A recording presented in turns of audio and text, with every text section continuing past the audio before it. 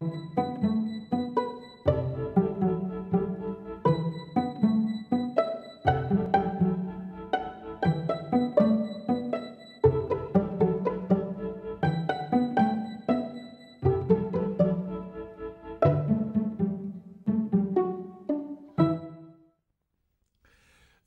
dernières années, ça arrive de manière cyclique. Les sociologues et historiens ont connu une démangeaison. C'est d'annoncer la fin du christianisme. Comme ça. Comme si, et encore, ils connaissaient surtout l'hexagone français. Étrange conclusion pour moi, j'avais l'impression de personnes devenues sourdes et qui, au bord de la tombe, voulaient encore imposer leur musique. Mais qu'ils étaient devenus quand même sourds. Certains titres sont significatifs. Écoutez, quand vous avez le christianisme, la fin d'un monde. Bon, on nous annonce la fin du christianisme, comme si ça allait de soi. J'avais l'impression qu'on me parlait de tout à fait autre chose que ce que j'avais rencontré dans le monde entier, avec lequel je vivais, les amis prêtres ou missionnaires ou laïcs ou responsables qui étaient. Et que ce soit la responsable de la section de l'école des hautes études qui inclut le problème de la religion, qui publiait tel livre, on pouvait connaître un peu baba, en disant mais l'Église réelle, souffrante, vivante, priante, les 900 000 religieuses qui partout dans le monde donnent des soins sans rien demander en contrepartie, mais sociologues féminins ou journalistes masculins y allaient quelquefois, sans même avoir mis les pieds sur le terrain, bombarder l'Église de la sécurité, de la sûreté, avec sûreté, que c'était la fin du christianisme. Tu parles. On aurait dû l'annoncer 20 fois. Et avec des fantasmes autoritaires de sociologues patentés, comme si la sociologie était le suprême juge du religieux. Bien, je vais vous rappeler deux paraboles. Une parabole qui est devenue classique, mais j'intitulerai cette parabole « Le commissaire et le ressuscité ». Notre parabole évoque ce qui est arrivé c'est une parabole directe, réelle, vraie, arrivée sous le temps de Staline en Russie. Voici donc l'histoire du commissaire et du ressuscité. Cette histoire d'Union soviétique vient de développer brillamment les raisons du succès définitif de la science pour annihiler tout besoin de religion. C'est l'idée de l'orateur. La science, enfin, nettoie tout de la religion. Il suffit de regarder les faits pour voir que c'est bien l'inverse. Et on célèbre le premier voyage spatial. C'était il y a plus de 20 ans. C'est la période de gloire du premier cosmonaute, Gagarine. Et celui-ci, après son retour sur Terre, vous vous souvenez, avait eu beau chercher Dieu au ciel et avait eu cette fameuse réflexion un petit peu stupide, j'ai eu beau chercher Dieu, je ne l'ai pas trouvé au ciel. Bon.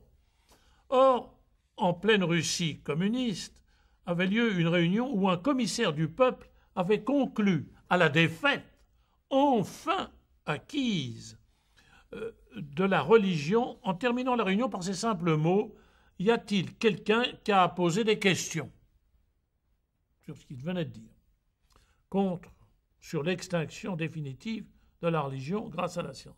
Alors, dans le fond de la salle, un interlocuteur dit à voix suffisamment haute mais discrète: Christos anesti. Vous savez ce que ça veut dire? C'est le mot en grec qui veut dire Christ est ressuscité, et c'est le signe, le mot par lequel tous les Russes, tous les Slavons, tous ceux de l'orthodoxie se saluent le matin de Pâques. Christ est ressuscité. Et ce à quoi on ne s'attendait pas du tout, c'est que toute la salle, à ce mot, s'est levée en répondant Christos anesti. Le pauvre conférencier pouvait empiler ses bagages. Au-delà des doctrines et des discussions, bien, il y a un fait qui est là. Sa description, je vous le disais déjà, tient sur un timbre-poste. Christ est ressuscité. Tout le christianisme est résumé là. Un fait, c'est un fait, on ne peut rien contre lui, qui embrasse tellement la vérité chrétienne tout entière que, paradoxalement, l'Église n'a jamais éprouvé le besoin de faire une définition dogmatique. C'était tellement présent, tellement évident, tellement témoigné par ceux qui avaient vu Jésus ressuscité qu'on n'a pas eu besoin de faire une définition dogmatique ou un concile spécial pour ça. Et saint Paul le résume très bien. « Malheur à nous, dit-il, malheur à nous, si ce n'était pas vrai, dit saint Paul. Nous serions alors les plus malheureux des hommes. » Les philosophes peuvent se détourner du fait, comme à Athènes, quand saint Paul arrive à Athènes et qu'il annonce « J'ai à vous annoncer un Dieu inconnu, celui que vous cherchez », les philosophes le renvoient. Tandis que les prostituées de Corinthe ou les dockers de Corinthe, du grand port de la Méditerranée, eux, ont adhéré parce qu'ils avaient besoin d'un sauveur tout de suite. Nous devons cependant faire attention. Si ce qui fonde la vérité chrétienne, c'est la résurrection, alors il faut bien maintenir toute sa résistance, mais comme un fait. C'est pas parce qu'il n'y a eu personne pour le constater de fait au moment même où Jésus est sorti du tombeau. Il faut que nous avouions que nous sommes démunis pour en parler ou que nous sommes tout le temps tentés de réduire cela à des petits schémas dialectiques de pensée, de blabloterie ou de quincaillerie théologique dont nous n'avons que faire. Les recherches des spécialistes sont utiles, c'est évident, mais pour éviter les idées ou les images qui seraient trop imparfaites, attention, ces études seront toujours dépassées pour entendre le fait. Restent certaines comparaisons très parlantes. Saint Paul en a une merveilleuse. Il compare l'état d'un cadavre à l'état du ressuscité en disant que c'est la même chose quand vous regardez un grain de blé que vous avez mis en terre. Si vous le regardez avant que l'épi soit poussé, vous ne trouvez qu'une petite graine qui a l'impression de pourrir, de se désagréger, et qui ne peut pas imaginer quel sera son état ressuscité, c'est-à-dire sorti de terre portant glorieusement des germes de blé. Il dit ça dans l'Épître aux Corinthiens. Il a trouvé une très belle image. De même que je vous l'ai déjà dit, sainte Thérèse d'Avila avait comparé la résurrection à la chrysalide, entre le petit cocon, le petit ver plus ou moins appétissant, et la splendeur du papillon qui prend son envol. J'aime bien l'expression parce qu'elle est dure. Une expression dure auquel André Froissart tenait. Il dit la résurrection, c'est aussi réel, aussi dur que si on rentrait dans un platane. Voilà la réalité. L'Église a toujours maintenu deux vérités.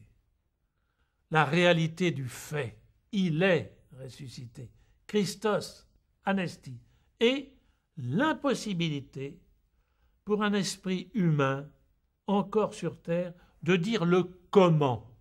Ça nous échappe, le comment. Et dans l'Évangile, nous n'avons pas de curiosité malsaine qui nous ferait des descriptions un peu n'importe comment. Ça veut dire qu'il y a une différence merveilleuse entre le cocon et la splendeur du papillon, entre le petit grain de blé et la beauté de l'épi lourd de promesses et de blé, qu'entre notre cœur périssable et le ressuscité. Christos anesti.